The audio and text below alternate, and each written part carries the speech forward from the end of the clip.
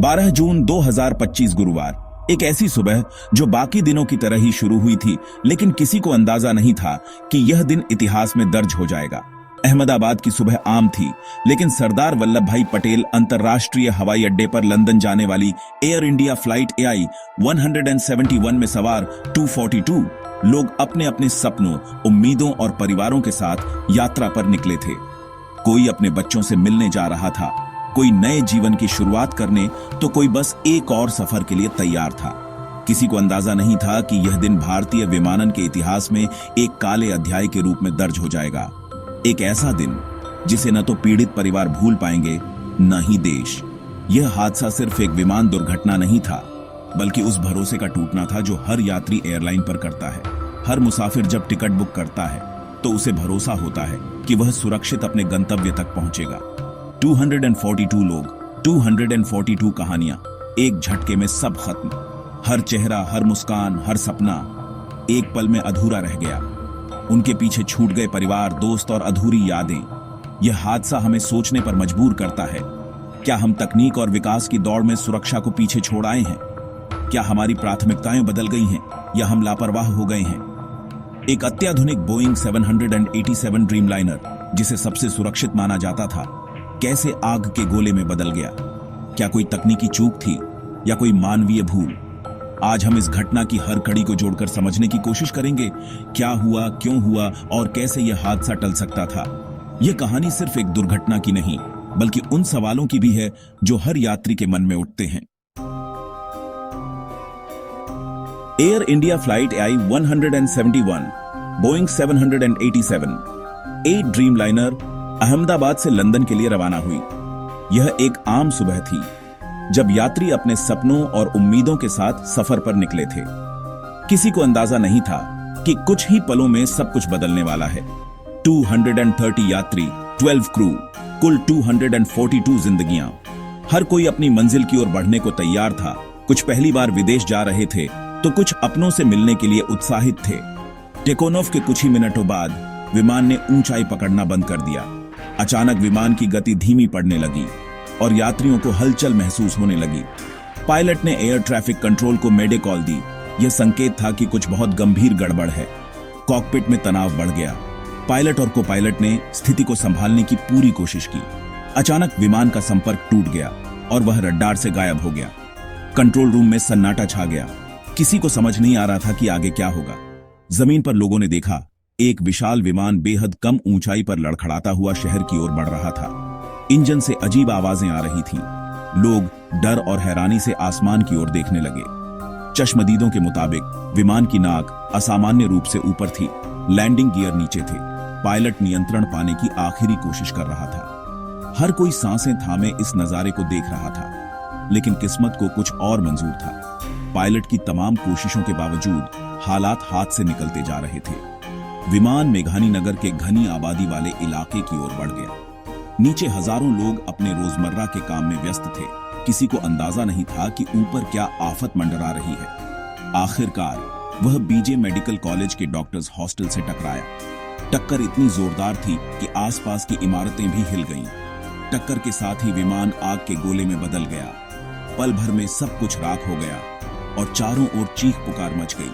भारी ईंधन ने आग को और भीषण बना दिया। आसमान में धुएं का गुबार, जमीन पर चीख पुकार। लोग मदद के लिए दौड़ पड़े, लेकिन तब तक बहुत देर हो चुकी थी। हादसे के बाद का मंजर शब्दों में बयां करना मुश्किल है। चारों तरफ अफरा तफरी, धुएं के गुब्बार और सायरनों की आवाजें गूंज रही थीं। बचाव दल और स्थानीय लोग मिलकर मलबे में फंसे लोगों को निकालने की कोशिश कर रहे थे, लेकिन हर तरफ सिर्फ तबाही का मंजर था। 242 यात्रियों में से सिर्फ एक व्यक्ति बच सका। 241 जिंदगियां एक झटके में खत्म हो गईं। हवाई अड्डे पर इंतजार कर रहे परिवारों की उम्मीदें पल भर में टूट गईं। खाली सीटें और अधूरी यादें पीछे छूट गईं, जिनका दर्द शब्दों में बयां करना नामुमकिन है। विमान हॉस्टल से टकराया, जिससे जमीन पर भी 50 से ज्यादा लोगों की मौत हो गई। इनमें कई युवा मेडिकल छात्र भी शामिल थे, जो अपने भविष्य के सपने संजो रहे थे। हादसे ने न सिर्फ आसमान में, बल्कि जमीन पर भी कई परिवारों की खुशियां छीन ली। कुल मृतकों की संख्या 290 के पार चली गई, जो भारत के सबसे घातक विमान हादसों में से एक बन गया। मीडिया और प्रशासन दोनों ही इस त्रासदी की भयावहता को समझने की कोशिश कर रहे थे। 50 से अधिक लोग गंभीर रूप से घायल हुए। अस्पतालों में आपातकाल घोषित हुआ। डॉक्टर और नर्सें लगातार घायलों की जान बचाने में जुटे रहे, लेकिन कई की हालत बेहद नाजुक थी। मलबे से एकमात्र जीवित बचे रमेश विश्वशकुमार को निकाला गया। उनकी गवाही हादसे की जांच में अहम रही। रमेश की हालत भी गंभीर थी, लेकिन उन्होंने हिम्मत नहीं हारी और अधिकारियों को हादसे की पूरी जानकारी दी।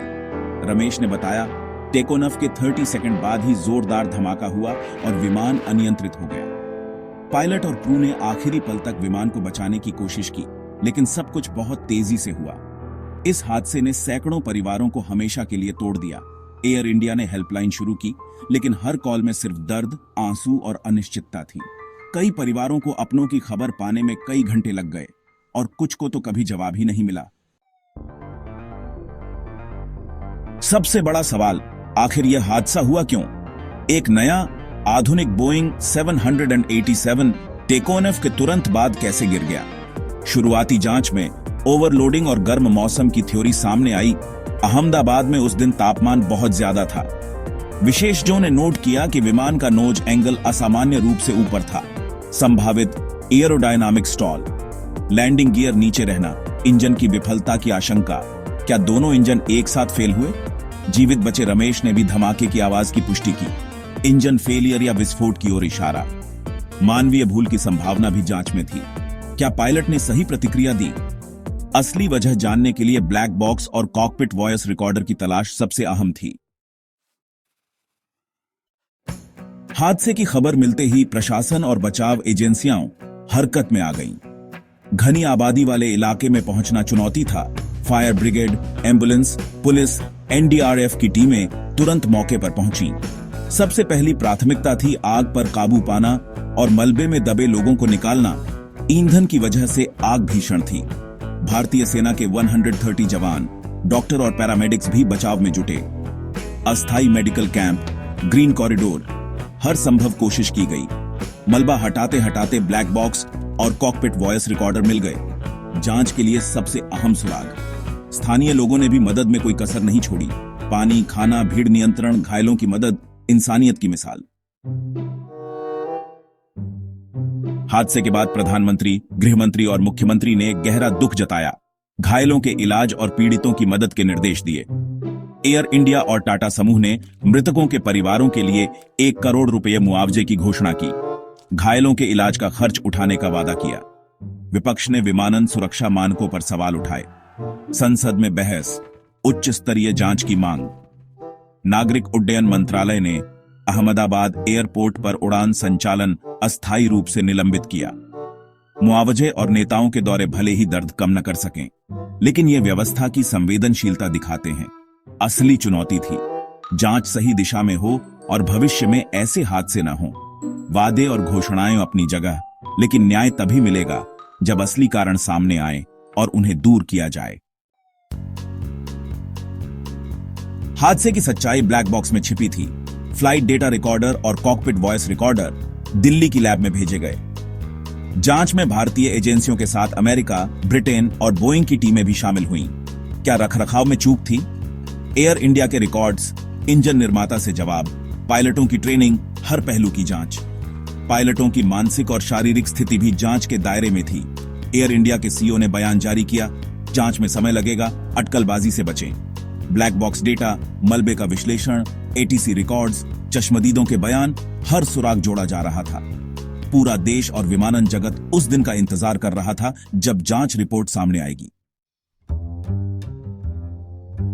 यह हादसा बोइंग 787 ड्रीमलाइनर से जुड़ा पहला घातक हादसा था। दुनिया भर की एयरलाइंस के लिए बड़ा झटका। ड्रीमलाइनर को अब तक सबसे सुरक्षित और आधुनिक विमान माना जाता था। इस हादसे ने उस भरोसे पर सवाल खड़े कर दिए। टाटा समूह के अधिग्रहण के बाद एयर इंडिया बदलाव के दौर में थी। यह हादसा कंपनी की छवि पर भी भारी पड़ा। हादसे के बाद दुनिया भर की एयरलाइंस ने अपने ड्रीमलाइनर विमानों की अतिरिक्त सुरक्षा जांच शुरू की। विमानन नियामकों ने बोइंग और इंजन निर्माताओं से विस्तृत रिपोर्ट मांगी। यह हादसा याद दिलाता है, तकनीक कितनी भी आधुनिक हो, सुरक्षा में ढिलाई की कोई जगह नहीं। हर बड़ा हादसा विमानन सुरक्षा में सुधार लाता है। उम्मीद है यह त्रासदी भी बदलाव की वजह बनेगी। अहमदाबाद विमान हादसा हमें याद दिलाता है, तकनीक चाहे जितनी भी उन्नत हो, सुरक्षा सर्वोपरि है। सबसे बड़ी सीख, विमानन सुरक्षा में आत्मसंतुष्टि की कोई जगह नहीं। हर प्रोटोकॉल, हर ट्रेनिंग, हर रखरखाव की प्रक्रिया लगातार सुधरती रहनी चाहिए। पायलटों का प्रशिक्षण और आपातकालीन स्थितियों के लिए तैयारी और कड़ी होनी चाहिए। विमानों के रखरखाव और जांच में कोई समझौता नहीं, हर स्तर पर जवाबदेही तय हो। नियामक एजेंसियों को और स्वतंत्र और शक्तिशाली बनाना जरूरी है। संकट के समय मानवीय एकजुटता सबसे बड़ी ताकत है। बचाव दल, डॉक्टर, स्थानीय लोग, स्वयंसेवक सबने मिलकर मिसाल पेश की। उड़ान AI-171 की कहानी सिर्फ एक हादसे की नहीं, बल्कि एक चेतावनी और सबक है। हवाई यात्रा को सुरक्षित बनाना हम सबकी जिम्मेदारी है।